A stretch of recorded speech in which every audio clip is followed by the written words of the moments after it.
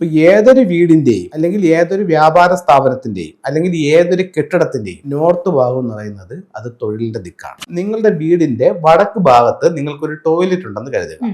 ആ ദിക്ക് സ്വാഭാവികമായും മലിനപ്പെട്ടു പോകുമ്പോൾ അത് നമ്മുടെ ജീവിതത്തിൽ ഏത് രീതിയിൽ ബാധിക്കുന്നു? തൊഴിൽപരമായിട്ട് ബാധിക്കുന്നു. നമസ്കാരം. നമ്മോടൊപ്പം ഉള്ളത് പ്രശസ്ത വാസ്തു ഫെങ്ഷുയി കൺസൾട്ടന്റ് ആയ സുരേഷ് സാറാണ്. നമസ്കാരം സർ. സർ, ഇപ്പം പലരും ജോലിക്ക് പോകുന്നവരാണെങ്കിൽ അവർക്ക് ഈ വാസ്തുവില് എന്തെങ്കിലും ദിക്കുണ്ടോ അതിനെ ഒന്ന് ബെറ്റർ ആക്കാനായിട്ട്? ഫെങ്ഷുയി പ്രകാരം പറയുകയാണെന്നുണ്ടെങ്കിൽ നമുക്ക് നമ്മുടെ ഒരു വ്യക്തിയുടെ സൗഭാഗ്യങ്ങളുണ്ടല്ലോ. ഇപ്പം ആരോഗ്യമുണ്ട്, സാമ്പത്തികമുണ്ട്, തൊഴിലുണ്ട്, വിദ്യാഭ്യാസമുണ്ട്, കുടുംബജീവിതമുണ്ട്. ഇതെല്ലാം അവരവരുടെ വീടുമായി ബന്ധപ്പെട്ട് നിൽക്കുന്നു എന്നാണ് പറയുന്നത്. അപ്പൊ വീടിന്റെ ഓരോ ദിക്കുകളും ആ കുടുംബത്തിലുള്ള ഒരു വ്യക്തിയെ, അവരുടെ ഒരു സൗഭാഗ്യത്തെ അല്ലെങ്കിൽ അവരുടെ ഒരു ശരീരത്തിന്റെ ഒരു ഭാഗത്തെ അത് കണക്കാക്കുന്നുണ്ട്. അപ്പൊ അങ്ങനെ പറയുമ്പോൾ തൊഴിലിന്റെ ദിക്കായിട്ട് സൂചിപ്പിക്കുന്നത് നോർത്താണ്. ഇപ്പൊ ഏതൊരു വീടിന്റെയും അല്ലെങ്കിൽ ഏതൊരു വ്യാപാര സ്ഥാപനത്തിന്റെയും അല്ലെങ്കിൽ ഏതൊരു കെട്ടിടത്തിന്റെയും നോർത്ത് ഭാഗം എന്ന് പറയുന്നത് അത് തൊഴിലിന്റെ ദിക്കാണ്. ഇവിടെ പറയാൻ മറ്റൊരു കാര്യമുള്ളതെന്ന് പറഞ്ഞു കഴിഞ്ഞാല് ദിക്കും വിധിക്കുമായിട്ട് മാറുന്നുണ്ട്. അപ്പൊ വിധിക്കിലുള്ള വീടുകളുണ്ട്. വിധിക്കിലുള്ള വീടുകൾ എന്ന് പറഞ്ഞു കഴിഞ്ഞാൽ ഇപ്പൊ നമുക്കറിയാം, ദിക്കെന്ന് പറയുമ്പോൾ നമ്മളൊരു പ്ലസ് എഴുതണക്കാണ്, മനസ്സിലായില്ലേ? 4 ദിക്കായിട്ട് വരുന്നത്. മറ്റേ പിന്നെ വിധിക്കെന്ന് പറയുമ്പോഴത്തേക്ക് ഈ ദിക്കുകൾ എവിടെ പോവും? ഇൻഡു എഴുതുന്നത് പോലെ പോകും. അപ്പോഴത്തേക്ക് പലർക്കും വടക്കെന്ന് പറയുന്ന സ്ഥലം ഒരുപക്ഷെ വടക്ക് പടിഞ്ഞാറായിരിക്കാം, അല്ലെങ്കിൽ വടക്ക് കിഴക്കായിരിക്കാം, നോർത്ത് ഈസ്റ്റോ നോർത്ത് വെസ്റ്റോ ആയിരിക്കാം. അപ്പൊ എപ്പോഴും നമ്മൾ കോമ്പസിനെ നോക്കിയിട്ട് വേണം, നമ്മളുടെ ഉദ്ദേശമല്ല, കോമ്പസിനെ നോക്കിയിട്ട് വേണം ആ ദിക്ക് പരിഗണിക്കാനും ആ ദിക്കിൽ നമ്മൾ കാര്യങ്ങൾ ചെയ്യാനും.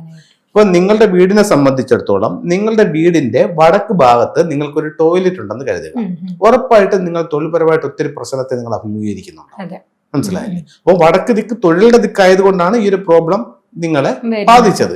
കാരണം ആ ദിക്ക് സ്വാഭാവികമായും മലിനപ്പെട്ടു പോകുമ്പോൾ അത് നമ്മുടെ ജീവിതത്തിൽ ഏത് രീതിയിൽ ബാധിക്കുന്നു? തൊഴിൽപരമായിട്ട് ബാധിക്കുന്നു.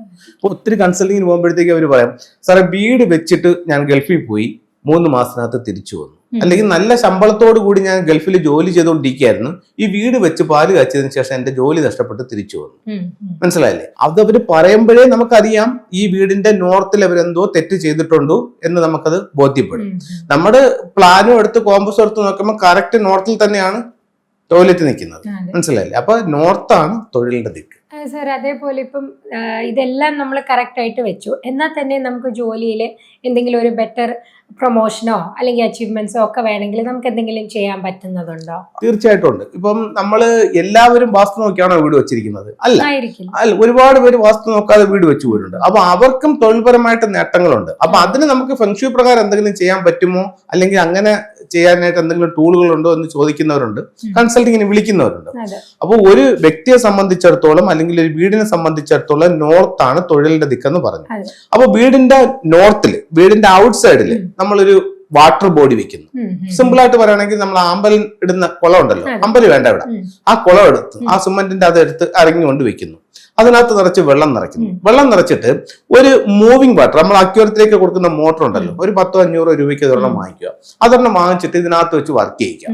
അതിനകത്ത് മീൻ വേണമെങ്കിൽ ഇടാം, കാരണം വെള്ളം കൂത്താടിയായിരിക്കാൻ വേണ്ടിയിട്ട് വേണമെങ്കിൽ ഗപ്പിയോ അങ്ങനെ എന്തെങ്കിലും മീൻ ഇടാം. നമ്മളുടെ ആവശ്യം എന്ന് പറയുന്നത് അവിടുത്തെ ജലവും ആ ജലം ചലിക്കുക എന്നുള്ളത്. നിങ്ങളുടെ വീടിന്റെ നോർത്ത് ഭാഗത്ത് ഇതുപോലെ ഒരു മൂവിംഗ് വാട്ടർ വെച്ച് നോക്കൂ. ആ വെള്ളം ഒരു മിനിമം 3 മണിക്കൂറെങ്കിലും ഒരു ദിവസം വർക്ക് ചെയ്യണം. തൊഴിൽപരമായിട്ട് നല്ല മാറ്റം നിങ്ങളുടെ ജീവിതത്തിലേക്ക് കൊണ്ടുവരാനായിട്ട് പറ്റും.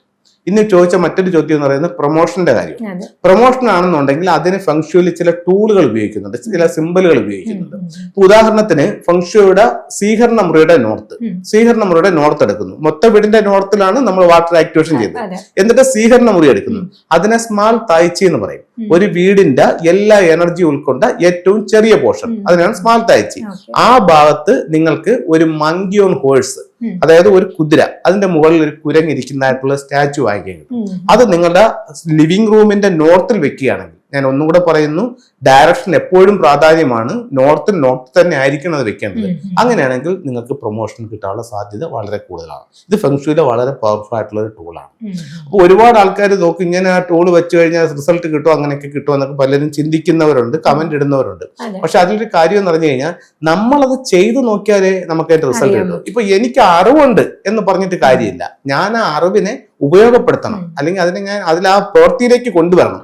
അപ്പോഴാണ് നമുക്ക് ആ റിസൾട്ട് കിട്ടുന്നത്. എനിക്കൊരു കാര്യം അറിയാമെന്ന് പറഞ്ഞിട്ട് കാര്യമില്ല, ആ കാര്യം നമ്മൾ ചെയ്തു നോക്കുമ്പോഴാണ് നമുക്ക് ആ റിസൾട്ട് അറിയാൻ പറ്റും. ഇപ്പോ സാറ് പറഞ്ഞത് നമുക്ക് അധികം ഒന്നും പൈസ മുടക്കാൻ പോലും ഇല്ലാത്ത കുഞ്ഞു കുഞ്ഞു റെമഡീസ് ആണ്. ഇപ്പൊ ഫെങ്ഷുയി വിശ്വാസമുള്ളവരും ഇല്ലാത്തവരായിട്ട് ഒരുപാട് ആൾക്കാരുണ്ട്. കഴിഞ്ഞ 8-9 വർഷമായിട്ട് നമ്മൾ ഇതേ ചാനലിൽ തന്നെ നമ്മുടെ പ്രോഗ്രാം പോയിക്കൊണ്ടിരിക്കുകയാണ്. അപ്പൊ ഇത് കണ്ടിട്ട് ഒരുപാട് ആൾക്കാർ ഇത് ചെറിയ ചെറിയ കാര്യങ്ങൾ, അതായത് ഒരു പൈസ ചെലവില്ലാത്ത കാര്യങ്ങൾ അവർ പരീക്ഷിച്ച് നോക്കിയിട്ട് വളരെ വലിയ റിസൾട്ടുകൾ അവർ പറയുന്നുണ്ട്.